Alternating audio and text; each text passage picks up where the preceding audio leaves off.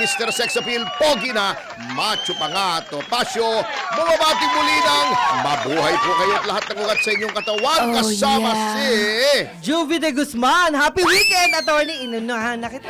Oo, at dalawang pagbate. Unang-una sa ating mga kaibigang, Oh, mga birthday Muslim, Muslim. all over the world. Eid Mubarak.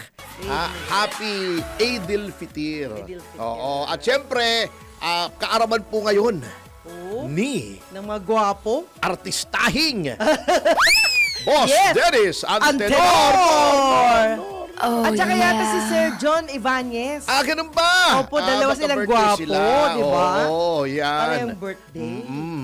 Happy birthday sa inyo. Kaya lang, holiday, hindi namin kayo mahanap. Wala ako naaamoy na pansit at fried chicken walang dito sa mahanap studio. na pansit. Anyway, Oo. ang mga hindi rin nakakaamoy ng pansit, Opo. kasamang Juvie, ay Opo. ang mga kawawang tsuper natin Yes.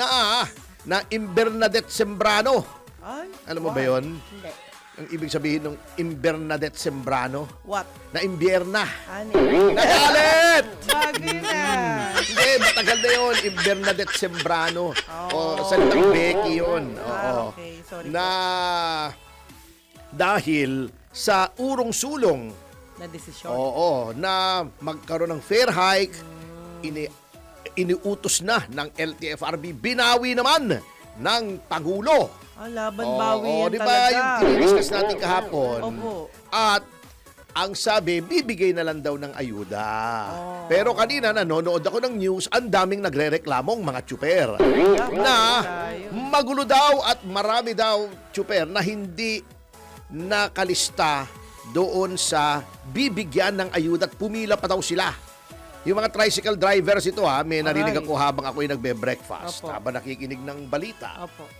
Ay may mga nagrereklamong mga tsuper na ang gulo daw ng listahan. Siyempre, yun nga ang sinasabi natin kahapon. It takes time talaga.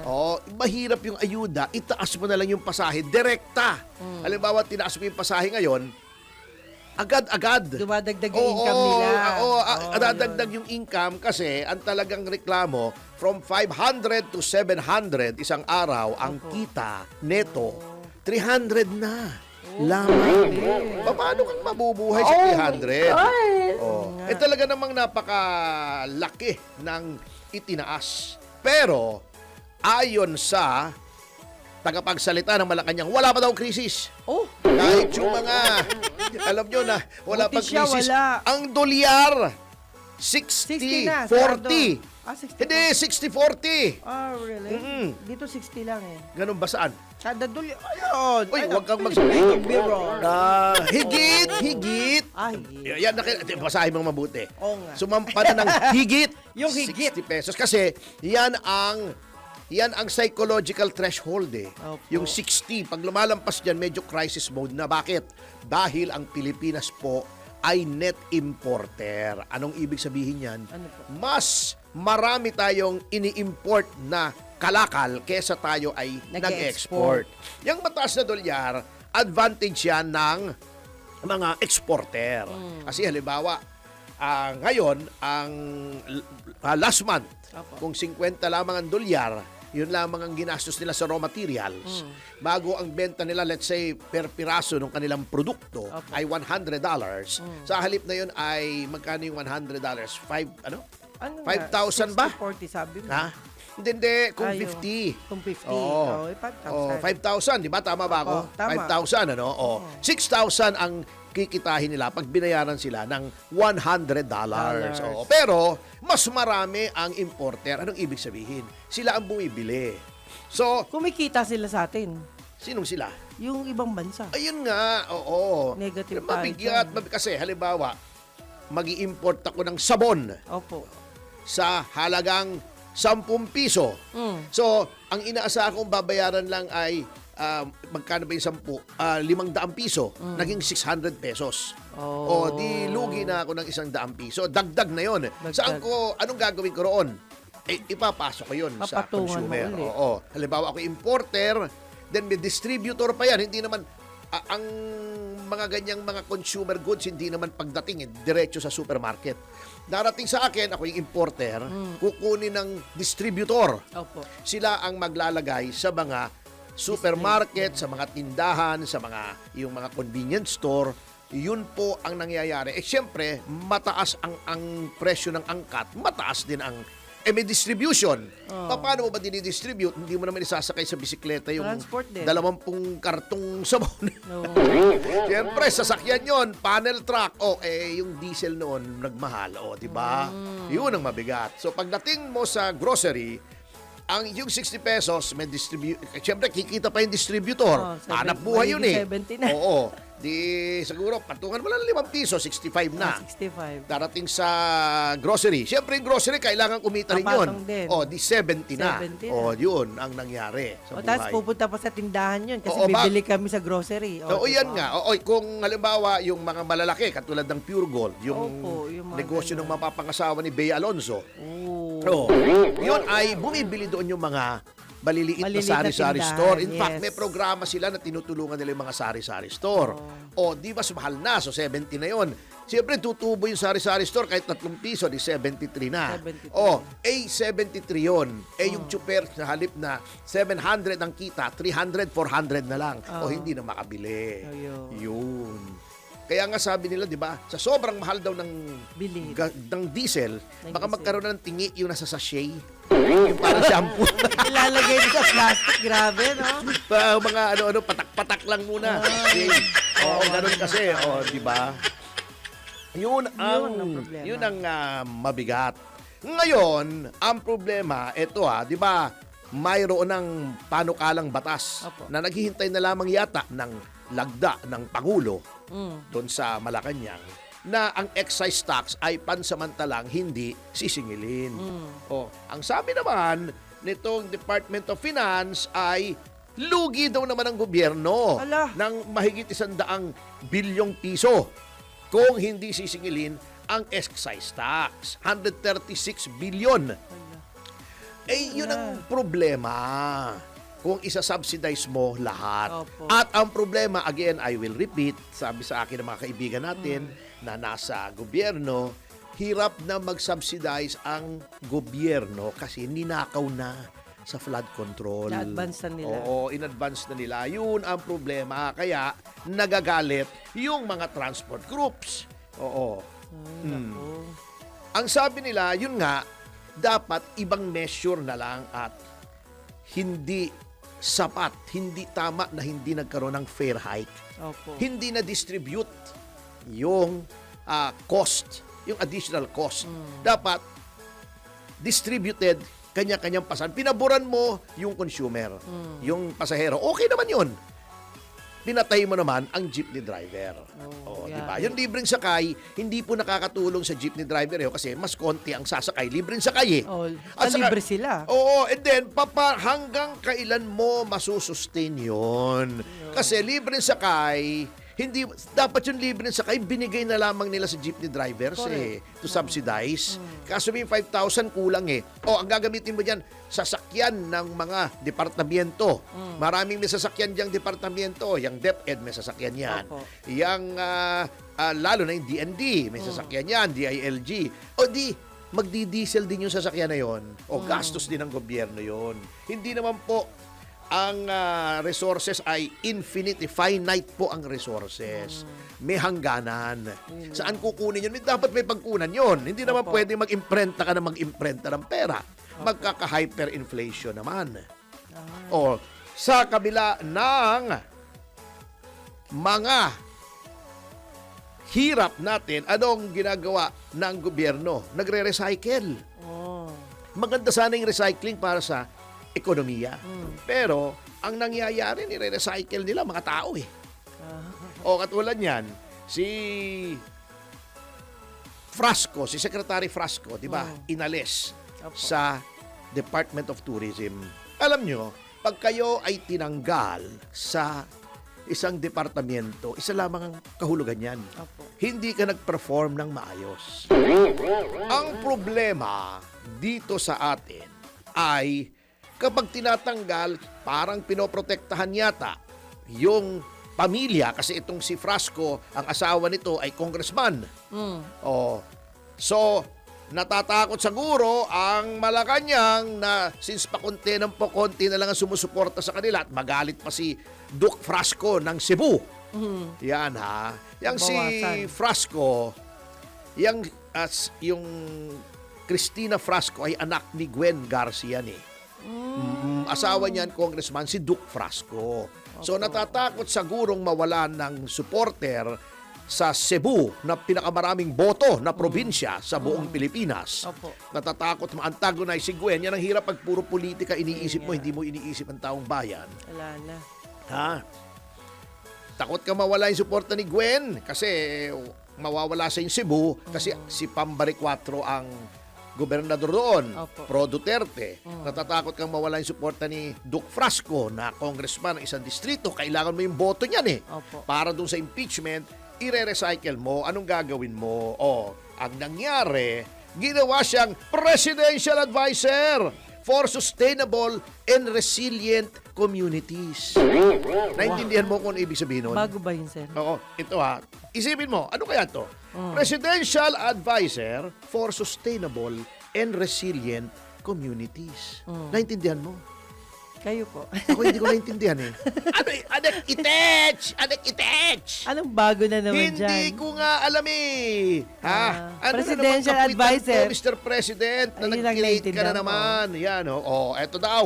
Ah. Ang gagawin daw ni Frasco ay susuportahan ang mga direktiba ng Pangulo tungkol sa mga LGUs sa mga vulnerable areas. Whatever that means. Oh. Ang gulo.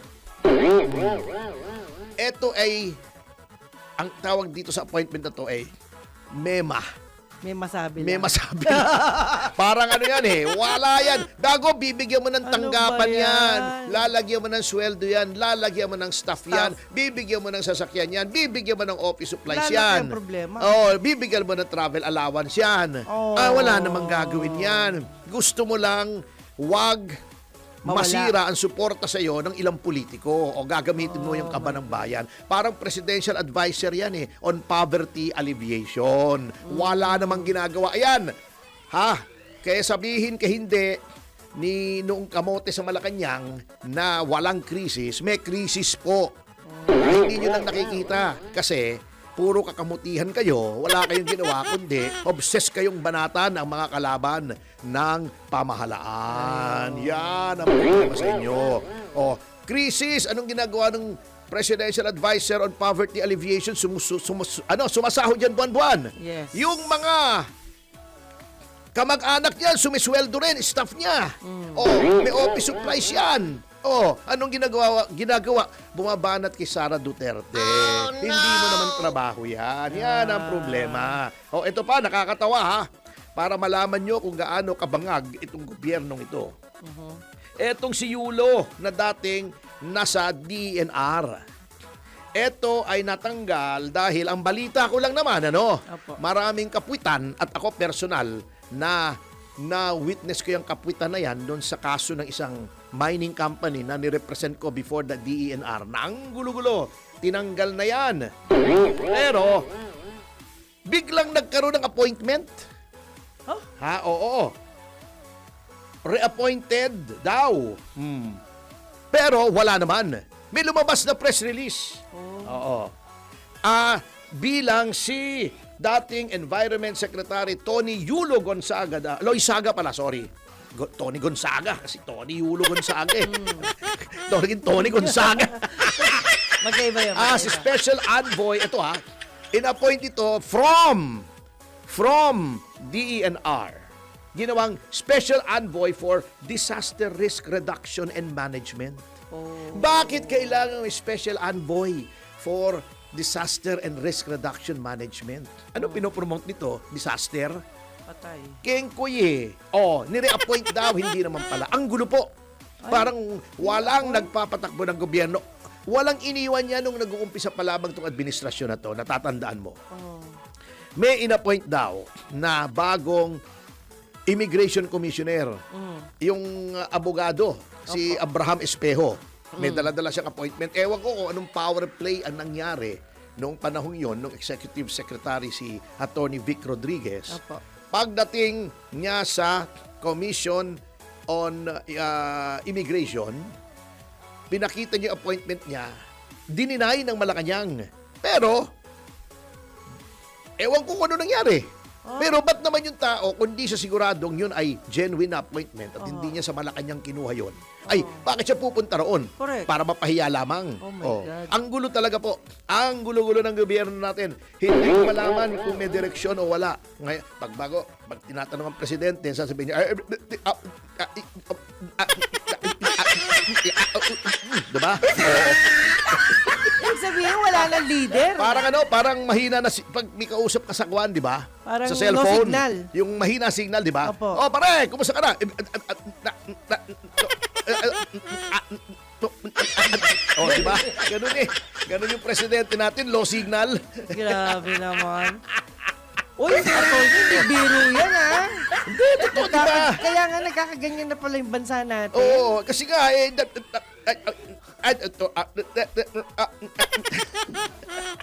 Grabe. Ay, tulungan. ang gulo eh. Paano man tutulungan? Ayaw naman nilang tulungan ang sarili nila. Oh, my Katulad God. niyan, di ba? 2 months ago, natatandaan mo, ganito kagulo ang ating gobyerno. My goodness. Puro bibig. No direction. Natatandaan mo, in-announce ni Secretary John Vic Remulla, may nanuhol daw sa kanila ng kapatid niya na mahigit 1 bilyon ba? Oh, Para daw maglaylo sa flood control. Opo. Pero hindi daw niya tinanggap, nag-announce pa siya. Sabi sa akin mismo ng Pangulo, ay wag mo daw ipakain sa anak mo ang mga nakaw.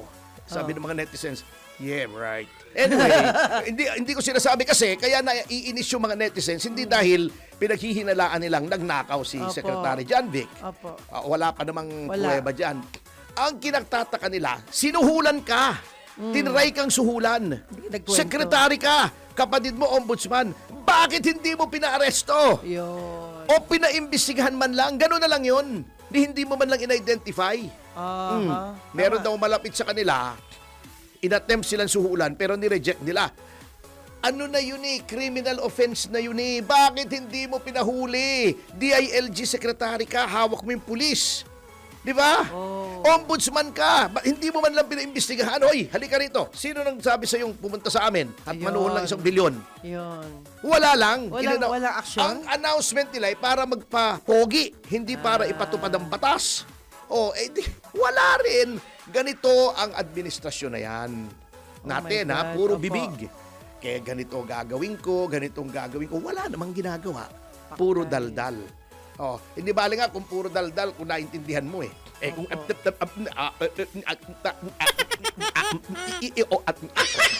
paano yan? Maiinis ka lang eh. Wala na nangyayari. Change channel. Wala na nangyayari. Lago tayo. Grabe pala, no? Maiinis ka eh. Di ba? Ngayon, katulad niya, daldal tayo ng daldal. Away ng China. Hindi ko naman sinasabing, huwag awayin ng China. Maging klaro tayo dyan. Kahit tingnan niyo yung mga dating column ko sa Daily Tribune.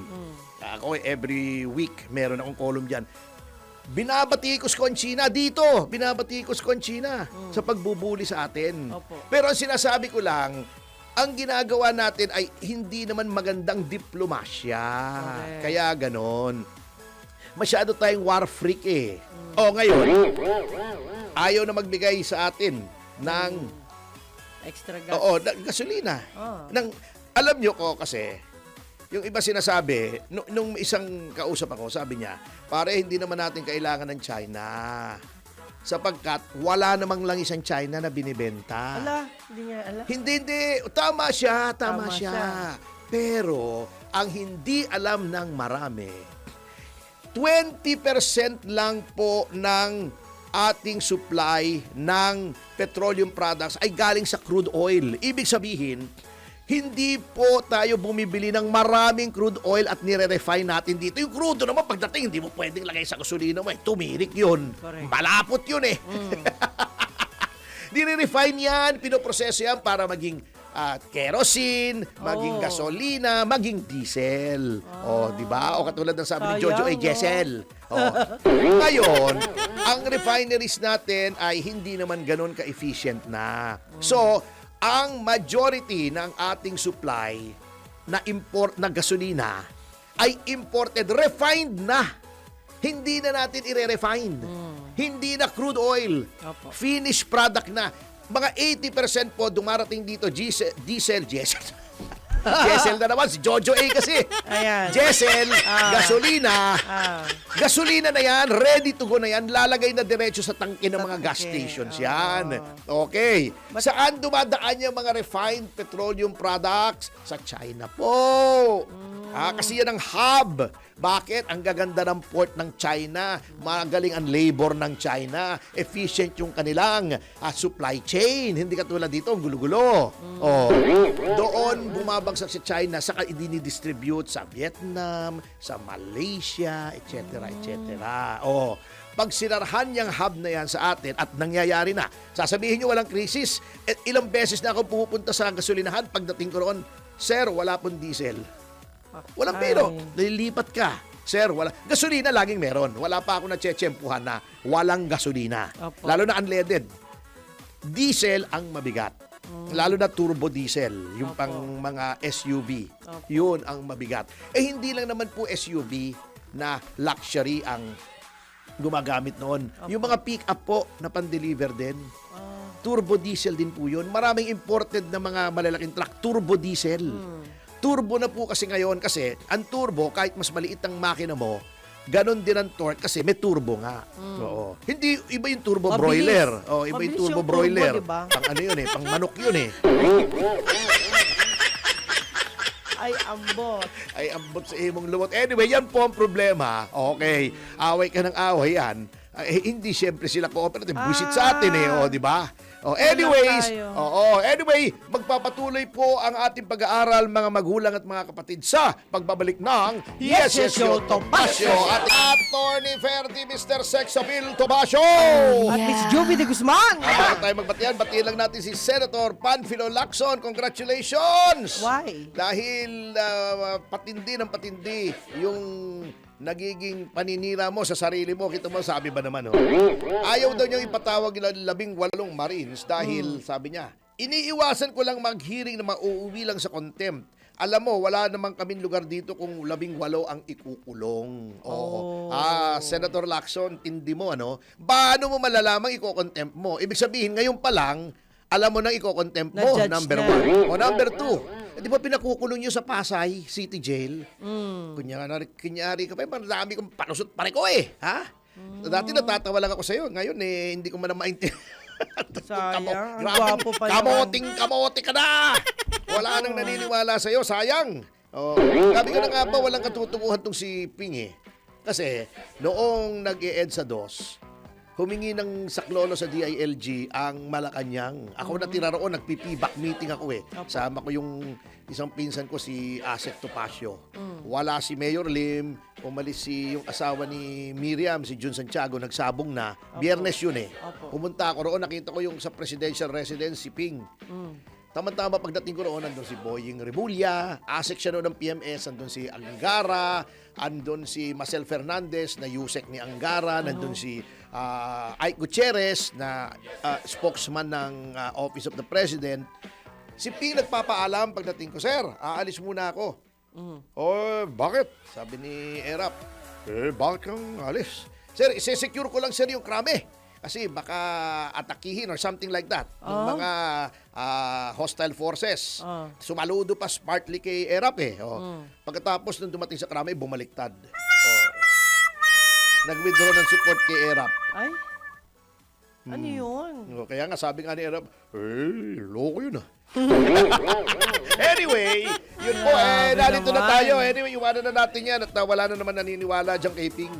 Kalain mo, hindi ba tinatawag? Iko-contempt na niya? Wow naman. Alam mo, nasisira talagang, alam mo, may mga nakita tayo, mga kengkoy na official in our lifetime. Kasi 60 na rin naman tayo Pero napaka-kengkoy talaga lahat dito sa, itong the worst na nakita ko so far na administrasyon tong Marcos Jr. Anyway, para hindi uminit ang ating ulo, Eidul Fitr pa naman, it should be a time for contemplation sa ating mga Muslim brothers ay pumunta na po tayo sa ating paboritong bahagi na Pinamagato!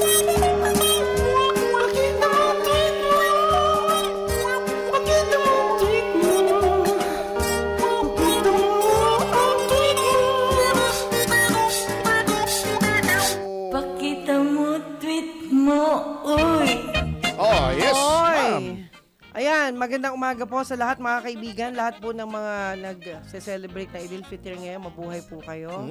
At of course, marami po tayong mga kapatid din na nandiyan dyan at nanonood ngayon. Salamat po kay R.A. Abrigo, ayan. Hello! Ayan, John Mico Sendon, thank you. Roland Gonzalez, thank you. Bibs Cabales Fernandez. Tsaka yung mga grupo po ng mga kapisan ng mga artistang Pilipino sa telebisyon at pelikula. Yes, oh. Yan. Isang beses i-guess ulit natin yan dito. Oh, sige po. Oo. Opo. At hindi lang po yan, hello din po sa lahat ng mga taga National Press Club.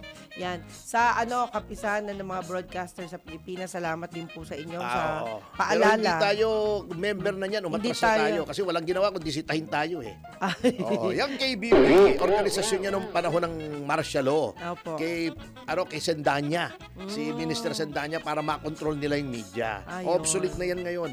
Oo. Okay, salamat po sa paliwanag. At syempre, mabuhay po ang MPD Eagles. Thank you so much Ayun, po. okay yan. Hindi obsolete yan. Maayos yan. Kasi Ang MPD sinama Eagles. nila ako, attorney. Pasensya ka na. So, Agila ka na ngayon. Agila na ako. Oo, kamag-anak mo na yung misis ko. Kasi misis ko, Agila ang apelyido eh. Ay, ganun ba? Oo. Hello din. Salamat po kay Kuya June Saigo. Yan, salamat po. Ay, oo, Oo. June, oo.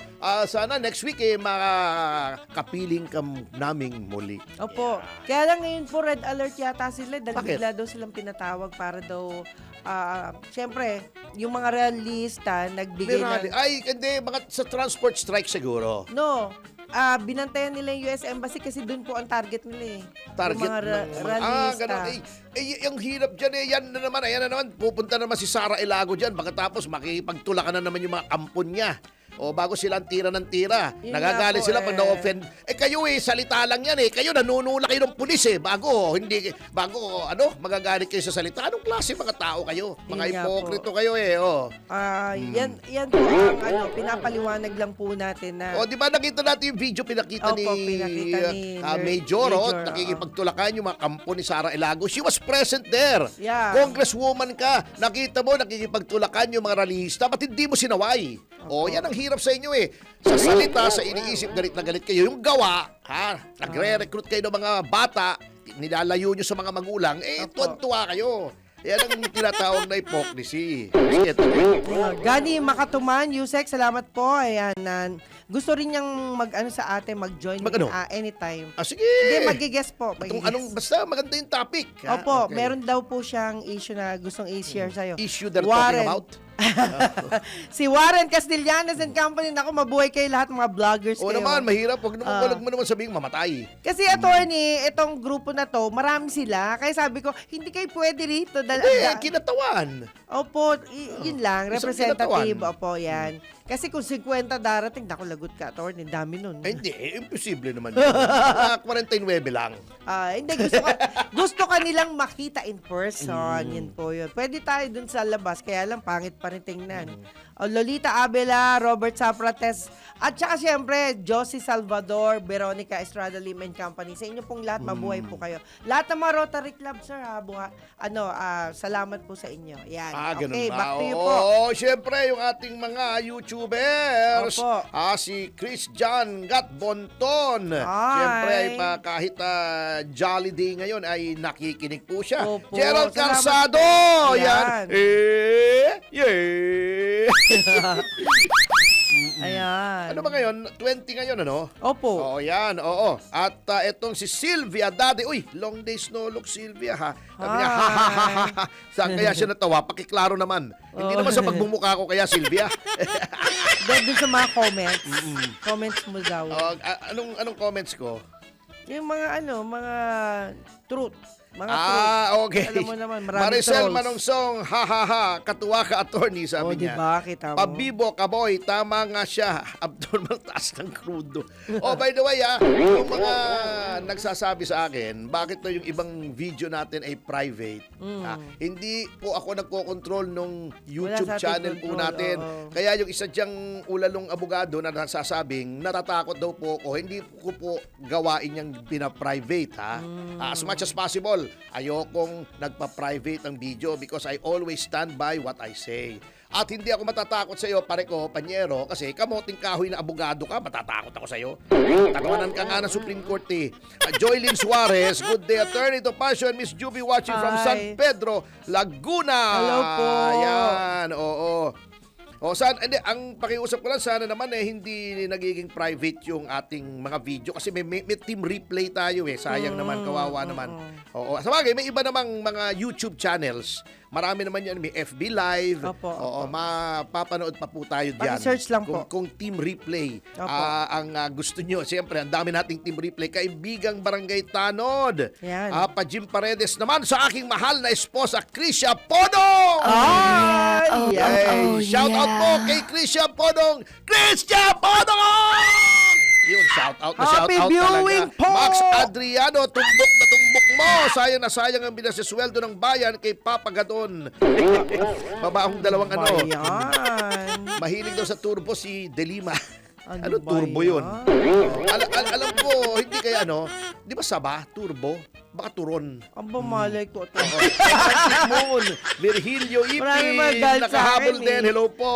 Oh. Gregorio Colarga, yes. Okay. Christian Gatbonton, happy Friday at weekend na, Mr. Topacio, Miss Juby. Hi. From Punturin, Valenzuela. Hi kayo! Yan, Valenzuela people. O, diba? Okay. Ay, may sound bigla ito. Okay, good day always. Ito naman, iba na naman to. Opo.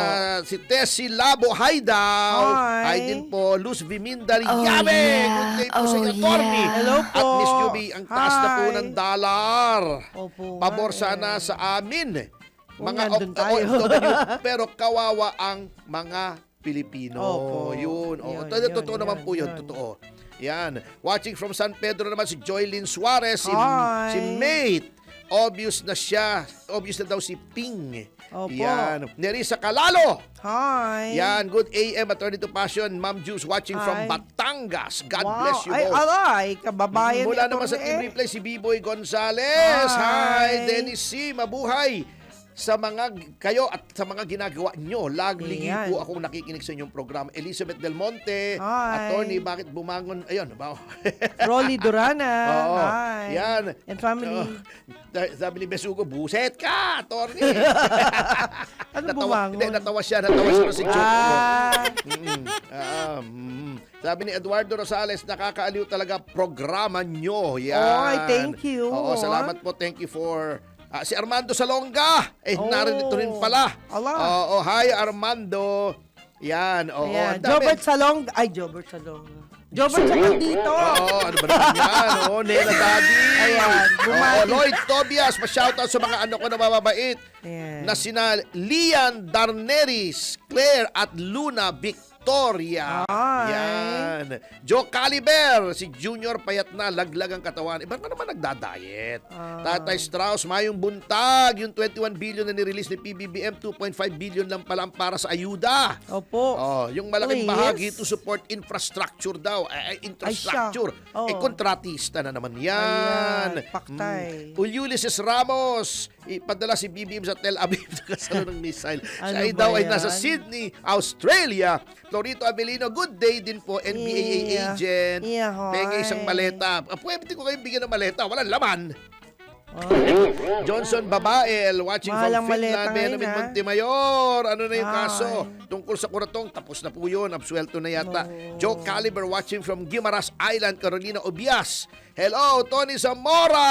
Hi. Panabo City, Davao del Norte, Archie. Watching from Hi. Tunasan, Muntinlupa. Opo. Yan, B-Boy Gonzales. Yan. Hi. Inagasi. The more people criticize you, the more you are reliable. Maraming ulalo, siyempre. Pero Ayan. minority na lang sila.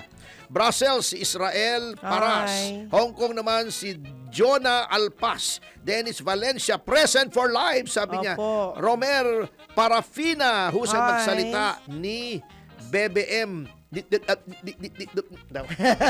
At syempre si Michael Guy, Rolly Mende Tomas, Ala. si Cathy Palamos, Ati M, si Magahum, Attorneys Rui Rondain, Raulito Paras, Roma Valdez, yan.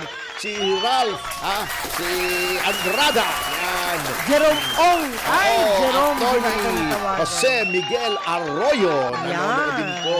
Oo, si Robert Yang ng Chinese General Hospital. Yan. Si Colonel Bosito, nakikinig din sa atin palagi. Ha? Opo. At si Louie Ignace Gamboa, William Gatchalian, Willie Keng, Andrew Tan. Yan, nakikinig din palagi sa atin. Si Johnson Chan ng Mega Sardines, Jerry Chua ng Engbitin. Yan, Uy, ang Alex sarap Cruz nun. ng Vilfas sa Centro Mall. Oo. Walang bawal si Atty. Where is the... At sa kontang yan, baka kasama ay magbabalik ang Yes, Show to Pasyo. Habol po si Anselmo Hernandez, Yes. Maria Elsa Ramos from Macau, Miss Mainit. HK, taga Bohol siya pero Hong Kong siya ngayon. Wow. Yan, Rick Gary, hello din po. Si Dennis Valencia, yan. Watching from Davao pala si Amalia Nakwa. Yan. At ito grabe. Ito nakikita nyo na yung pattern ng ginagawa ng gobyerno. Opo. Yun pa lang si Engineer Henry Alcantara na yung nagtuturo Contractor. kay Saldico. Hindi, engineer ng Engineer ng ng- DPWH. DPWH. Oo. Ay hindi na dinimanda kasi nilagay sa Witness Protection Program at nag-restitution. Siya ay dating District Engineer of the Bulacan Regional Office. Yan. Ngayon, tinanggal din yung isang kontratista, hindi na ididemanda yung si SYMS company owner Sally Santos na tinanggap na sa WPP. Alam nyo, may pattern po yung WPP. Noon sa ilalim ni then Justice Secretary Boying Remulla at ngayon kay Secretary Vida. Ito lang ang mga sinabi, ang mga sinama pala. Mga madilis. Maliliit na dilis. Former Bulacan 1st District Assistant City Engineer lang, Bryce Hernandez, Chief of Construction, JP Mendoza, yung mga mabababa. Mababa. Project Engineer, huwag natin sabihin, hindi naman natin kilala, Administrative Section Chief. Bago, mga... Wala, Kawawa mga naman. kung sino-sino lang Alam nyo, kitang-kita po natin ang pattern. Ito po ang pattern ng gobyerno with respect to WPP. Kapag tinuro mo si Martin Romualdez, si BBM, hindi ka i-admit sa Witness Protection Program. Kita mo, nangyari kay na Diskaya. Sabi niya, narinig daw nila na binibigyan si Martin, hindi ka isasama. Pag tinuro mo ang Malacanang yung 18, si Gutesa, hindi sila poprotektahan. Hindi nga ipatatawag Pero, pag ang itinuro mo lang ay si Saldico, yan. Pwede. Ilalagay ka sa witness protection. Bago may restitution. At uulitin ko po, questionable yung restitution na yan. Ulitin ko kung bakit. Kasi unang-una, wala sa batas. Number 2, anong base mo sa restitution bago ka matanggap sa witness protection? Sinong nagdedetermine kung magkanong i-restitute mo sa gobyerno? Hindi naman korte. Executive agency ka. May kakayahan ka bang mag-determine kung magkanong ninakaw nito? Number 3, kung partial lang ang restitution against public policy na may matira na kahit piso sa isang opisyal na nakaw. Ibabalik ko, nagnakaw ko 1 bilyon, babalik ko 600 million, tira sa akin 400. Witness protection ako. Hindi na ako magagalaw, hindi na ako makukulong. May Di kita parang pala. binili ko yung aking pagka-absuelto, di ba? Yun ang mga problema dito. Bago, hindi transparent. Kaya dapat, alam mo, sasabihin ko kay Jigs, mag-demand tayo sa Department of Justice. Opo. Boss, magkano ba talagang ibinalik nitong si Alcantara? Ayun. Nasaan ang resibo na binalik niya? Saan napunta, saan diniposito? At anong batayan nyo na ito ay okay nang ibalik niya at siya ay ma-admit na sa witness protection? Kasi it may be fertile ground for graft and corruption naulit baka lang. regluhan yan hindi ako praning kasi kilala ko tong gobyernong ito baka magkaaregluhan yan. Uy, pare ko, nakanakaw ako ng 1 milyon. Balik ko 500. Kayo 200. Tira sa akin 300. Okay ba tayo? Witness protection ako, hindi na ako makukulong. Okay, pare ko. Tapos na. Ala, Di may natiran 300 dun sa nagnakaw. Yan ang mahirap po dyan. Dapat kahit piso walang matira. Oo. Yun ang tama. Pinre-empt nyo yung procedure ng OSG para Opo. sa forfeiture proceedings. Ginalaw niyo yung assets. Is that even legally permissible? No. Oh, yun nga ang sinasabi ko eh. Dito kasi sa administrasyon na to, hindi ko maintindihan. Parang yung si Ping, di ba sinabi niya ayaw niyang patawag yung 18. Ito ba nakakatawa? Siya ay magiging potential. Siyempre, hindi pa naman natin alam kung susulong impeachment o hindi. Pero isusulong yan, moro-moro yan eh. Oo, di ba? Ito mo yung ginagawa, itong si Luistro, itong si De Lima. Ang papangit ng sinasabi nila sa House hearings. Ang pangit ng sinasabi nila. Katulad nung, kasi ito namang mga ito, hindi naman mga abogado, hindi naman nag-practice ng law yan eh. The closest na nakalapit ito sa courtroom nung nakiihi sila. Doon sa CR, sa Hall of Justice. Oh. Grabe. Kung ano yung sinasabi. my God. Ito si Ping, kung ang impeachment ay, articles of impeachment ay transmit sa Senado, maari siyang maging hurado. Eh bakit nagsasalita siya na mali-mali daw yung ginagawa ni Paulo Marcoleta sa pag-question doon sa mga articles of impeachment sa procedure sa House? Bakit nakikialam siya sa House? Hindi ba dapat siya ay neutral kasi darating sa kanya eh? Opo. It will come before him. At baka yung question na yon na nire-raise ni Paulo Marcoleta ay dumating din sa Senado, eh bakit ngayon pre-judge na siya? Ayun. O ang hirap dyan kay, hindi na dapat judge yan eh. Pag, hindi na senator judge, senator pre-judged. Oo. Mm-mm. Kasi yung, di ba, kung pati yung mga witness, sasabihin niya, hindi credible ito, wag na natin patawag, si Diskaya, hindi bukas ang isipan niya, sarado ng isipan niya. Kaya kung may natitirang hiya dito sa katawan nitong taong ito, dapat to bumitaw sa BRC eh. Sa bagay, kredibilidad mo yan, legacy mo yan bilang senador, how will you be remembered as Senator Lacson? You will be remembered as the chairman of the Blue Ribbon Committee na nagtakip sa anomalya. Kanyang legacy mo yan, yan ang ipamamana mo sa mga anak mo. Bahala ka, di ba? Ayun lang, masakit yun. It's your life. Buhay mo yan, di ba? Yun. Anyway, alam nyo, ito na lang ang final point na nais kong erase. Hindi, kasi natatawa ko. Tinitwist nung iba yung salita ko. Sabi ko daw, hindi kasalanan yung mag-imagine ka. Ang sinasabi kong hindi kasalanan, hindi naman natin pinag-usapan ng relihiyon. Ang sinasabi ko, hindi crime yon. Kasi di ba pinag-usapan si Suntay? Di ba? Sabi ko, hindi crime yon. Kung kasalanan yon, ay nasa Biblia naman, di ba? Kukutan nyo ako ng Biblia, that's a matter of religion. Kukutan nyo, hindi ko naman sinasabing mali yung Biblia. Ang sabi ko, crime. Ito, mahilig kayo mag-quote ng Biblia, ito, i-quote ko para dun sa mga ulalo na akala mo kung anong ginawa ni Suntay, hindi nga tumanggap ng maleta yung tao ginaganon nyo. At tirahin nyo yung mga nagnakaw. Hindi yung may sinabi lang na hindi nyo nagustuhan. Baaring offensive, pero bakit gaganunin nyo? Ang tirahin nyo yung mga nagnakaw sa gobyerno. Alam nyo kung sino yan, Tahimik kayo roon. Eto, makinig po kayo.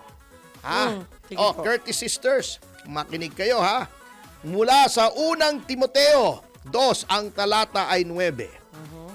Ang mga babae naman ay dapat maging mahinhin, maayos at maingat sa pananamit at ayos ng buhok.